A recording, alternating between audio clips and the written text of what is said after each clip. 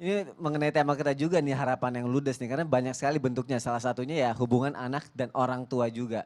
Di satu sisi orang tua tuh pengen ngasih yang terbaik buat anaknya, udah memaksakan sesuatu yang baik, tapi anak tuh kayak ini bukan jalan aku gitu. Terkadang jadi kayak beda pandangan, beda arah gitu. Jadi harapannya juga jadi beda gitu. Nah sekarang aku mau nanya sama Ustadz Syam selaku seorang anak juga, Siap. selaku Ustadz Siap. milenial Siap, juga, siap. Ustadz. Dalam pandangan Islam nih apa sih hubungan antara harapan dan harapan yang ludes dengan keinginan atau ego orang tua nih yang terkadang kayak memaksakan banget kepada anak-anaknya Ustadz Syam. Silakan Ustadz. Tapi sometimes kita memang harus dipaksa karena kita belum kenal dunia gitu. Jadi orang tua kita lebih mengenal dunia dibandingkan kita anak-anaknya.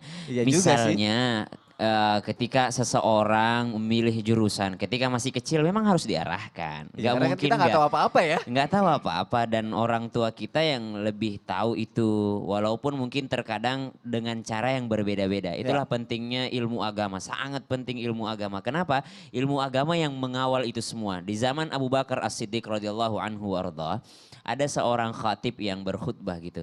Innalladzina qalu rabbuna Allahu thumma istaqamu tatanazzalu alaihimul malaikah.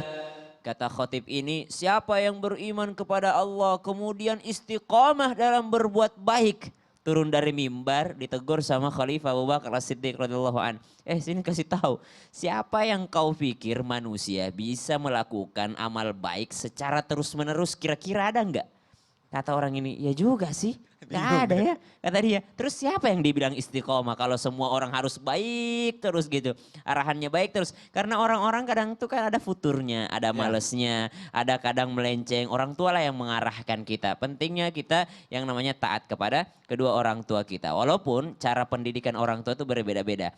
Maka Allah Subhanahu wa taala memberikan contoh terbaik, teladan terbaik di dalam yang namanya di dalam Al-Qur'an yaitu Nabi Ismail dan Nabi Ibrahim alaihissalam. Ketika Nabi Ibrahim mengatakan kepada anaknya, ya bunayya inni ara fil manam anni adzbahuk fanzur madza tara. Ada kalimat fanzur madza tara. Anakku, apa pendapatmu? Apa pendapatmu? Apa pendapatmu? Walaupun Nabi Ibrahim alaihissalam mengawal yang namanya anaknya Nabi Ismail alaihissalam. Yang kedua, ketika tadi Sayyidina Abu Bakar As-Siddiq radhiyallahu anhu warḍah mengatakan enggak seperti itu istiqamah.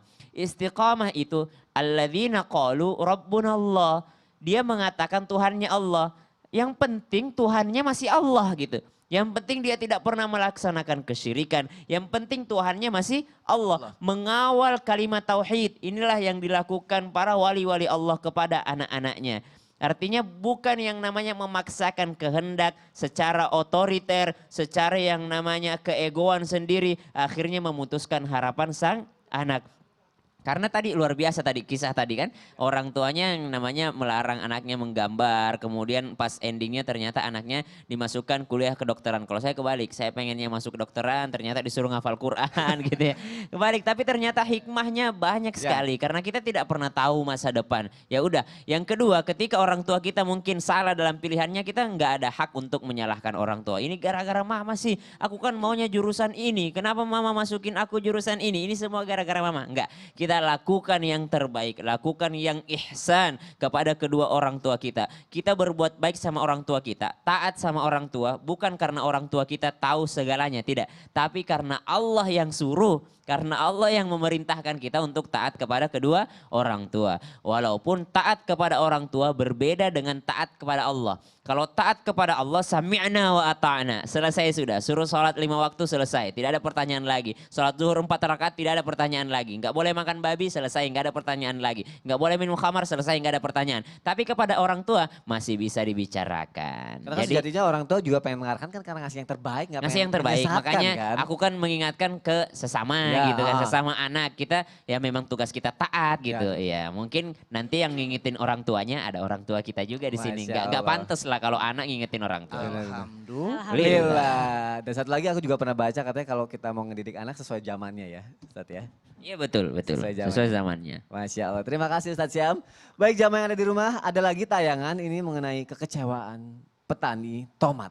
Karena membuang hasil panennya ke jalan saking kecewanya. Baik kita lihat tayangannya jamaah, silahkan.